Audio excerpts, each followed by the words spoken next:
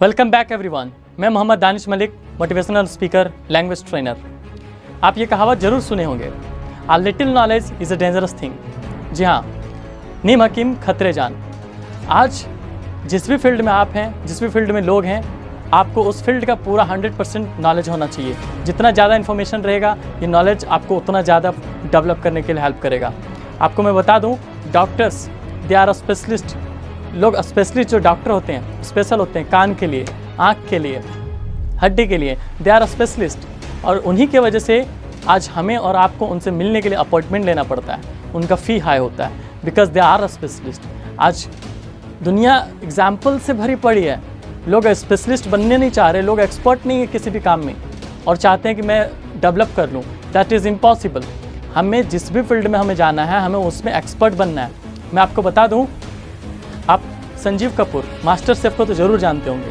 आज world top पे हैं वो। उनका खाना बनाने का तरीका, कुकिंग का तरीका इतना एक्सपर्ट है, वो इतना एक्सपर्ट है वो कुकिंग में कि आज उनका डिमांड बहुत ज़्यादा है हमारे कंट्री में और अदर कंट्रीज़ में। मैं आपको एक बात और बता दूं, आप सेल्समैन को देखिए।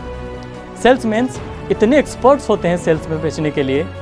वो किसी भी सामान को, किसी भी प्रोडक्ट को बेचने के लिए इतने एक्सपर्ट होते हैं कि मैं बता रहा हूँ आपको, वो टकले को भी कंघी बेच देते हैं। They are experts.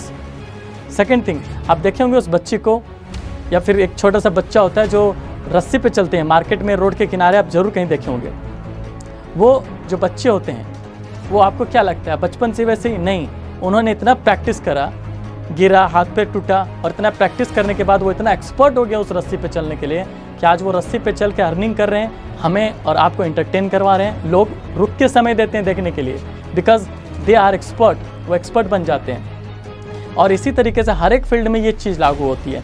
आपको मैं बता दूं, ओकायो जो जापान का है, वो जब 10 साल का था, उसे मार्शल आर्ट सीखना था, उसमें सेंसेई बनना था, उसको एक लीडर बनना था मार्शल आर्ट का।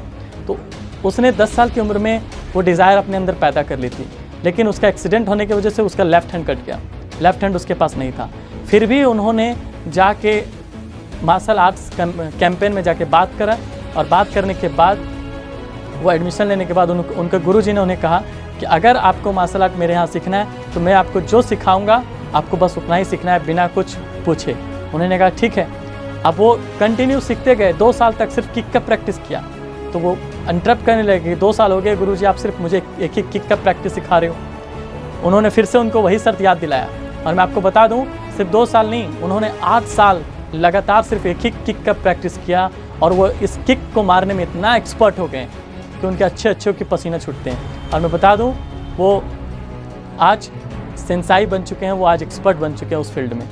हम और आप एक्सपर्ट बनने के लिए हमें बहुत मेहनत करनी चाहिए। अगर आप एक्सपर्ट बन जाते हो तो मैं आपको बता दूं, एक्सपर्ट लोगों को लोग दिए जला के ढूंढते हैं। और एक्सपर्ट्स की डिमांड है आज हमारे देश में और पूरे वर्ल्ड में, क्योंकि उनका जो अर्निंग अमाउंट होता है वो खुद डिसाइड करते हैं। एक्सपर्ट्स का कौन सा रिस्पेक्ट पाना है वो खुद डिसाइड करते हैं। एक्सपर्ट की वैल्यू क्या करनी है वो एक्सपर्ट खुद डिसाइड करता है। Experts are extraordinary. Experts जो भी हो जाते हैं वो एक्स्ट्रा ऑर्डिनरी बन जाते हैं। जब भी हम किसी भी काम को करते हैं, उसमें अगर हमारा नॉलेज ना हो तो आगे चल के हमें बहुत धोखा होता है। इसीलिए मैंने ये प्रोवर्ब फर्स्ट में ही कहा था, नीम हकीम खतरे जान। जो भी हमारे छोटा ज्ञान जो है हमारे पास किसी भी काम को लेके, वो बहुत डेंजरस होता है हमारे लिए। हमें किसी भी काम को करने के लिए उसके लिए पूरा डिटेल्स, पूरा उसका नॉलेज हमारे पास होना चाहिए। इसीलिए मैं आपसे लास्ट में यही कहना चाहता हूँ, stay home, stay safe, keep learning, and thank you very much.